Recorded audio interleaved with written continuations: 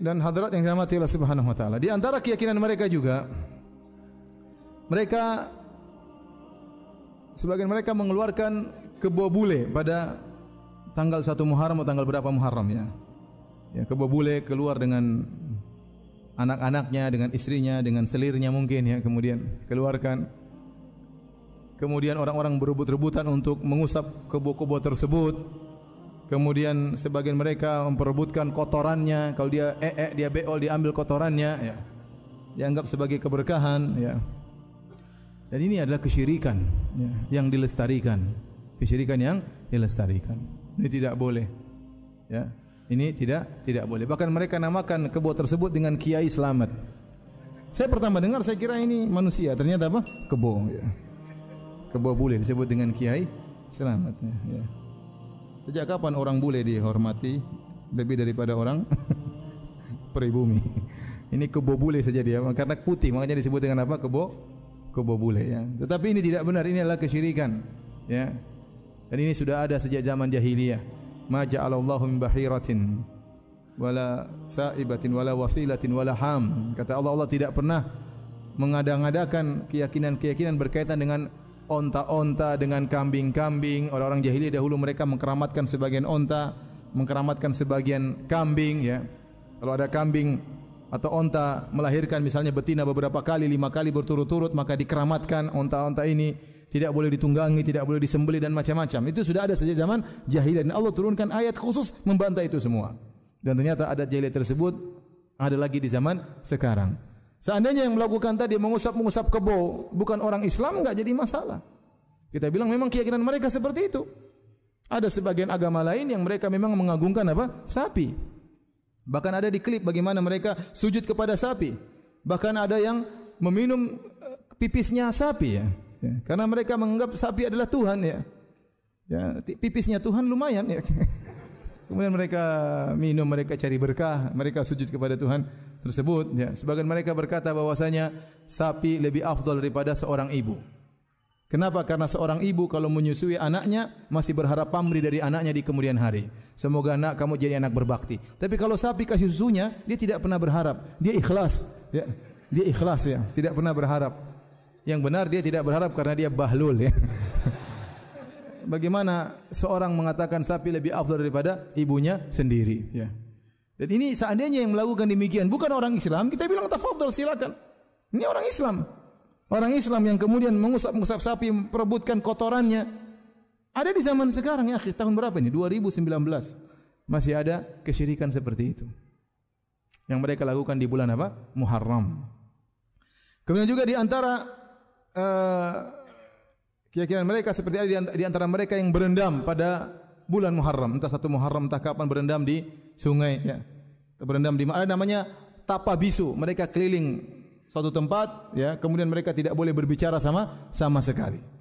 Malam tersebut tidak boleh keluar karena ini malam keramat, bahaya. Ada makhluk-makhluk gaib yang akan mengganggu dan yang lainnya. Kemudian di bulan Muharram juga waktunya mereka memandikan keris. Keris dimandikan dengan ritual khusus supaya semakin sakti atau yang lainnya ya. Maka ini semua adalah khurafat, ini semua adalah kesyirikan yang masih ada di sebagian tempat di tanah air kita. Berkaitan dengan apa? Bulan Muharram. Oleh karenanya yang benar bahwasanya di bulan Muharram kita dianjurkan untuk banyak beribadah, terkhususkan adalah puasa di bulan Muharram, terutama pada tanggal 10 Muharram. Itu yang benar, sunnahnya adalah demikian. Adapun ibadah yang lain silakan, tidak ada ibadah khusus, tapi silakan Anda beribadah dengan ibadah-ibadah yang mutlak. Kemudian Muharram dalam tanggalan Islam merupakan bulan pertama ya. Bulan pertama dalam bulan tahun Hijriah. Sehingga sebagian orang menyangka bahwasanya Nabi berhijrah pada bulan Muharram. Padahal tidak benar. Yang benar Nabi berhijrah pada bulan Rabiul Awal. Rabiul apa? Awal. Tetapi tatkala tahun di mana Nabi berhijrah adalah peristiwa yang luar biasa, maka tahun tersebut dijadikan tahun pertama Islam. Tahun pertama Islam. Sebagaimana disebutkan Ibnu Katsir rahimahullah dalam kitab Al-Bidayah wa Nihayah, di zaman Umar Al-Faruq radhiyallahu taala anhu, ada seorang datang kemudian mengeluhkan kepada Umar, ada orang punya hutang jatuh tempo pada bulan Sya'ban, tetapi orang ini tidak bayar-bayar. Maka dia bawakan surat bukti kepada Umar, di situ tertulis bahwasanya dia harus bayar hutang atau dia punya kewajiban harus dia tunaikan pada bulan Sya'ban. Maka Umar bertanya kepada orang ini yang antum tulis ini Sya'ban yang mana? Sya'ban tahun sekarangkah atau Sya'ban tahun lalukah atau Sya'ban tahun depan? Karena belum ada nomor tahunnya. Yang ada baru nomor bulannya. Nomor bulan sudah ada sejak zaman jahiliyah. Tapi tahun keberapa enggak ada. Sehingga surat ini susah untuk membuat sebagai tagihan karena tidak ditulis bulan Sya'ban tahun berapa. Akhirnya Umar bin Khattab radhiyallahu anhu memandang perlu mengumpulkan para sahabat untuk membuat tahun Islam. Maka bermusyawarahlah mereka, di antara mereka ada yang mengatakan kita mengikuti tahunnya orang-orang Romawi. Umar menolak. Ada yang mengatakan kita ikuti tahunnya orang Persia. Sudah ikuti tahun mereka tahun keberapa? Umar menolak. Ada yang mengatakan kita menjadikan tahun pertama adalah tahun kelahiran Nabi sallallahu alaihi wasallam. Maka Umar pun menolak. Ada yang mengatakan bagaimana kalau kita menjadikan tahun pertama Nabi diangkat menjadi seorang Nabi sebagai tahun pertama Islam. Umar pun menolak. Sampai akhirnya yang disepakati oleh Umar, disepakati oleh sahabat seluruhnya adalah menjadikan tahun hijrahnya Nabi sebagai tahun pertama apa? Islam. Namun Nabi tidak berhijrah di bulan apa? Muharram. Ya, jangan salah sangka. Dan di antara yang tidak dianjurkan di bulan Muharram adalah misalnya membuat doa khusus di akhir tahun seperti di tanggal terakhir bulan Dzulhijjah di malam 1 Muharram ada doa khusus ya. Kemudian doa masuk tahun baru ya. Atau merayakan tahun baru khusus, pawai turun di jalan-jalan pakai obor dan selainnya itu tidak dicontohkan oleh Rasulullah sallallahu alaihi wasallam dan para sahabatnya. Kalau itu merupakan kebaikan, tentu mereka akan mencontohkan terlebih dahulu karena mereka lebih semangat berbuat baik daripada kita. Demikian para hadirin dan hadirat yang dirahmati Allah Subhanahu wa taala. Apa yang bisa sampaikan, kalau ada yang bertanya saya persilakan. Wallahu taala alam bisawab.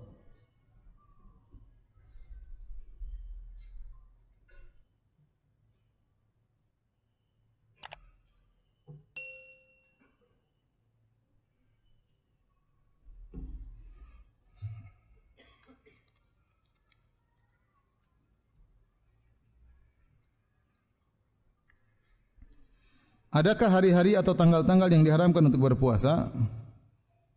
Dan kalau tanggal 10 Muharram jatuh pada hari Jumat tidak ada larangan untuk berpuasa?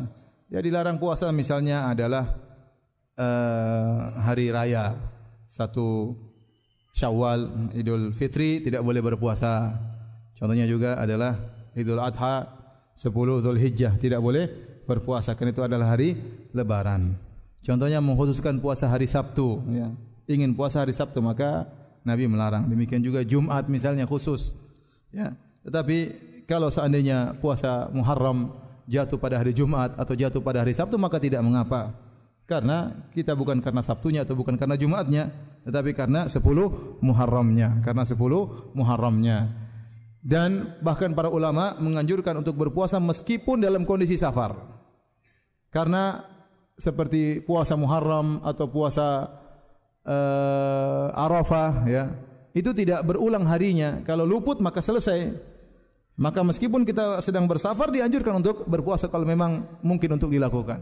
Berbeda dengan bulan Ramadan. Kalau bulan Ramadan kita sedang bersafar sulit bagi kita berpuasa, maka kita boleh batal karena masih bisa diganti di bulan-bulan yang lainnya. Tapi kalau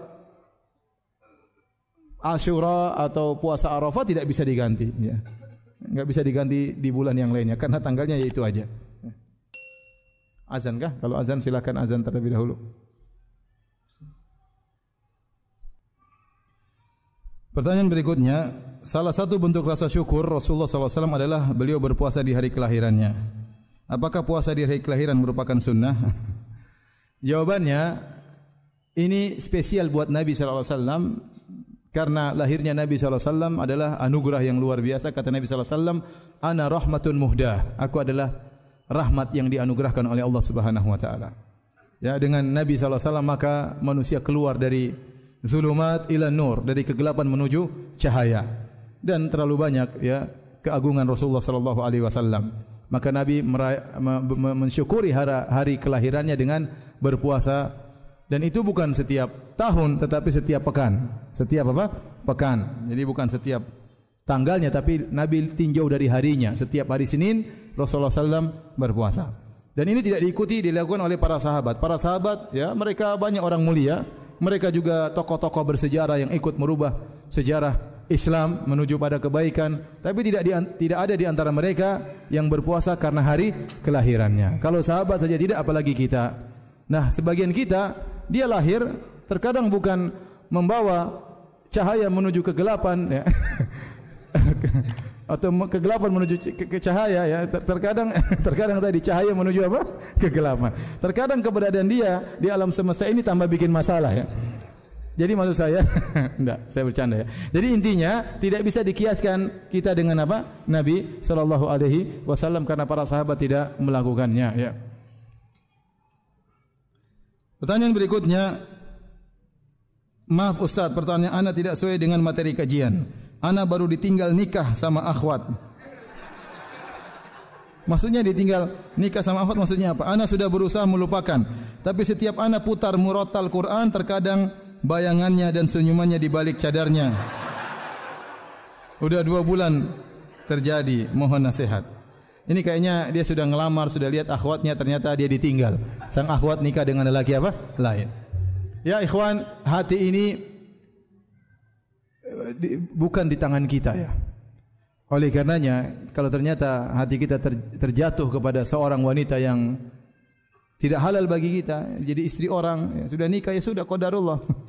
Maka berdoa kepada Allah. Tidak ada jalan lain kecuali berdoa kepada Allah agar Allah merubah hati antum, ya, tidak lagi cinta kepadanya. Berdoa, merengek, menangis kepada Allah agar palingkan rasa cintaku dari akhwat tersebut, ya. Ya sudah, dia sudah diambil orang, terus mau diapain? Mau tunggu suaminya mati? Ya, jangan, ente menderita terus. Kebahagiaan belum tentu sama dia. Banyak kebahagiaan cari jalan yang benar, ya. Maka berdoa kepada Allah, ya Allah, Engkau tahu hatiku sangat lemah, hatiku berada di tangan-Mu, ya Allah. Ya Maha yang bolak-balikan hati manusia. Ya Allah, palingkan hatiku dari mencintainya. Gantikanlah dia dengan akhwat yang lebih cantik, yang lebih soleha. Berdoa, ya, karena percuma, ya. Saya mau bilang apa, ya, ya sudah, ya, dengar murotal aja yang harusnya mengusir setan malah mengingat dia, ya. Ya udah, berarti ya tinggal berdoa kepada Allah, salat malam, menangis, minta agar dipalingkan dari akhwat tersebut.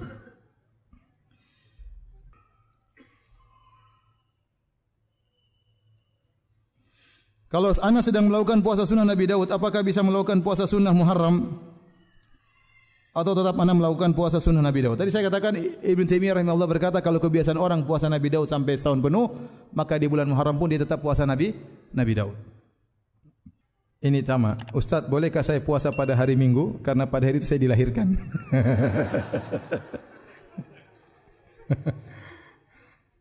Atau setiap tahun sekali saja, ya. Dua-duanya tidak boleh, ya. Baik, demikian saja kajian kita.